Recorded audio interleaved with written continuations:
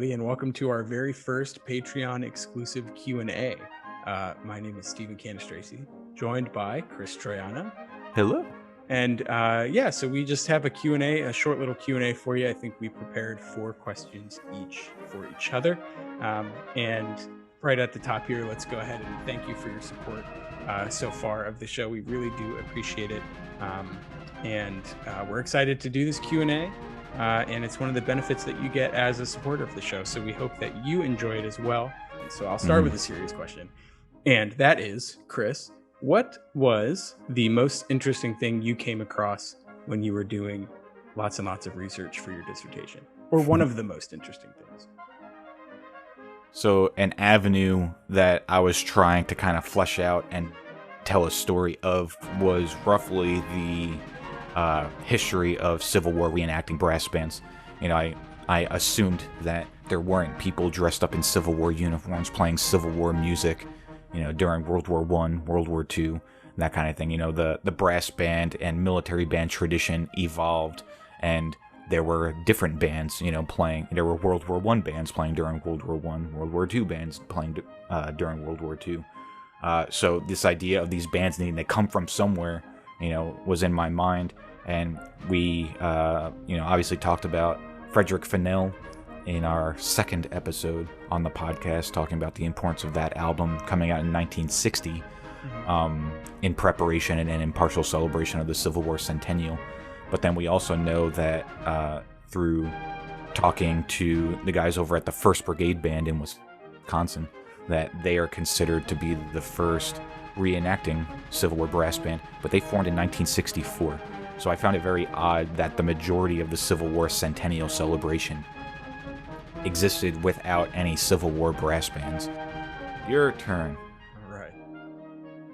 What has been the most interesting snippet of information from the show so far? That's a tough one because we've done 40 episodes now. And, you know, I've learned a lot of new things in each one. So it's kind of difficult to go back and, pick out just one thing.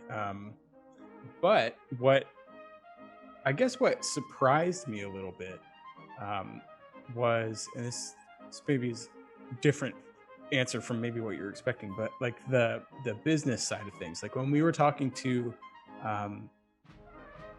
particularly the Empire Brass little like kind of mini panel that we did. So Norman Bolter and David Ohanian, and then also to an extent Ray Mace, how when those like modern like giants of brass chamber music, American Brass Quintet and Empire Brass, when they did their Brass Band Journal and Music of the 26th North Carolina in the American Brass Quintet, that it kind of boiled down to almost being like kind of a business decision to even do those albums in the first place. Place. They weren't aware of like the historical significance like at the time, really. Exactly. Yeah. And I mean, the episode with Empire Brass is a great episode. That probably is one of my favorite episodes that we've done. And that was intense. That was great. Yeah, it was great. I mean, but to hear, like, I think when we asked him, like, what did you know about the American Brass Band Journal? And David Ohanian was like, not much. You guys probably know a lot more about it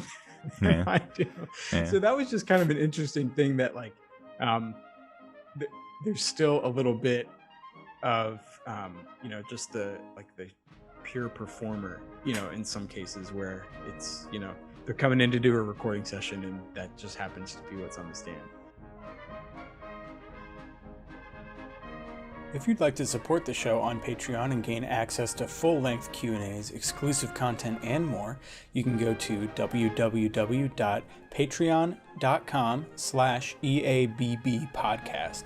That's www.patreon.com/EABB podcast, all one word.